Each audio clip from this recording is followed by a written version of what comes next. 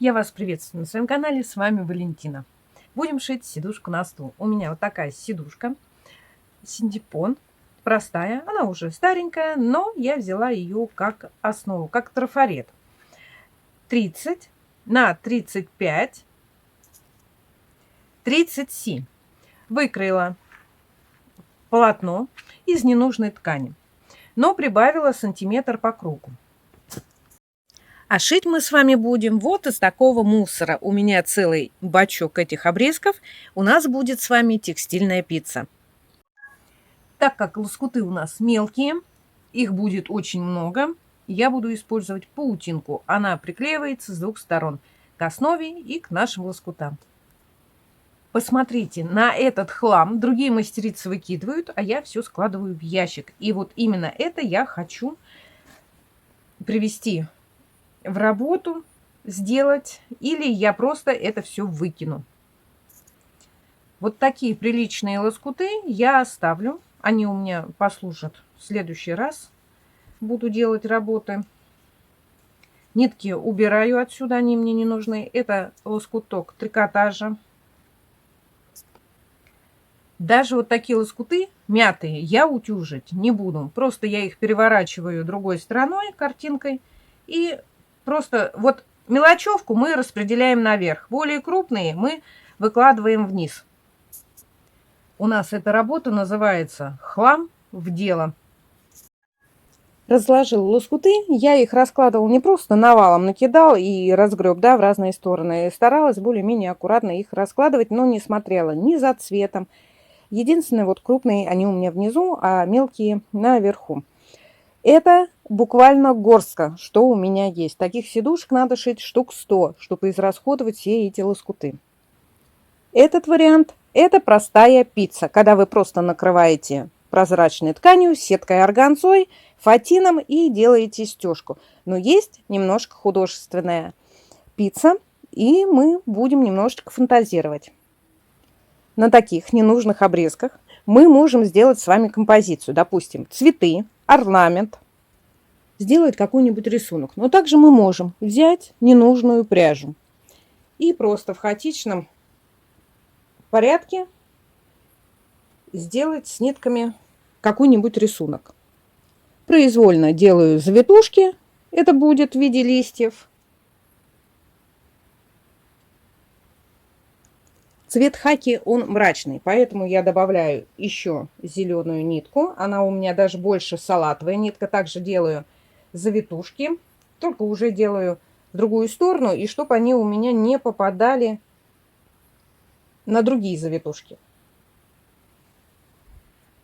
Да будет так, как есть. Немного добавлю малинового цвета. Это наша пролетарская нитка. Может, кто-то знает. Такая фабрика раньше была у нас рядом с Серпуховым, Пролетарка. Выпускали шерстяную нитку. Такой ажиотаж был за этими пряжей, за этой. Потому что шерсть настоящая. И вот смотрите, я чуть-чуть вот так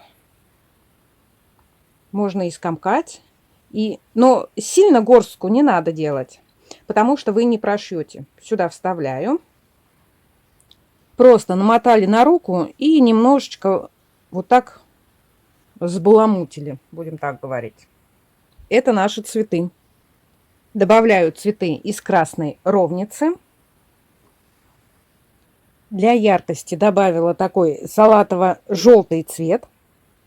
И теперь для красоты цветов буду использовать вот такие обрезки. Вот желтая. Она никому не нужна. Это просто обрезки. Нарезаю небольшие кусочки. Немножечко я их подровняю. И знаете, просто берете и вовнутрь между нитями вставляете. Сделала желтый. Вот смотрите, красная с красной. Она сливаться будет, хотя оттенки разные. Я делаю такие же лепестки и вставляю на малиновый цвет. У меня есть прям зелененькие крохотулечки. Я их вот так добавлю сейчас. Ну, как будто листва. Просто дополню пиццу. Вот как-нибудь вот так. Тут совпадает с зеленым. А в эти цветы решила добавить вот такой цвет. Он очень яркий, насыщенный. Кто решит сделать такую работу, хочу сказать, когда вы будете из пряжи делать цветы и вообще выкладывать лоскуты, сильно большой толстый слой не делайте, потому что вы его не прошьете. Выкладывая рисунок, вы должны учитывать ваши силы машинки швейной. И если вы сделаете такую работу, и вам просто она не понравится, во-первых, это опыт, и во-вторых, вы ничего не теряете, только свое время. А наше свободное время в шитье – это наше увлечение, хобби. Накрываем прозрачной тканью и утюжим. Прозрачная ткань – это тюль, органза, сетка, фатин. Но утюжим через ткань. Я всегда мокрую марлю беру и утюжу.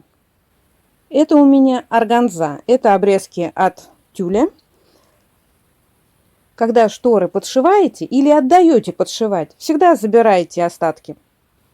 Полотно проутюжила, она у нас хорошо примялась, даже пряжа примялась. Отлично все. Теперь фиксируем булавками. Все, зафиксировала булавками, теперь можно прошивать. Прошиваете или простой строчкой, но часто, или на свободном ходу. Как хотите, фигуристо. Ваша задача закрепить все ваши лоскуты, чтобы они потом при стирке не сбивались в ком.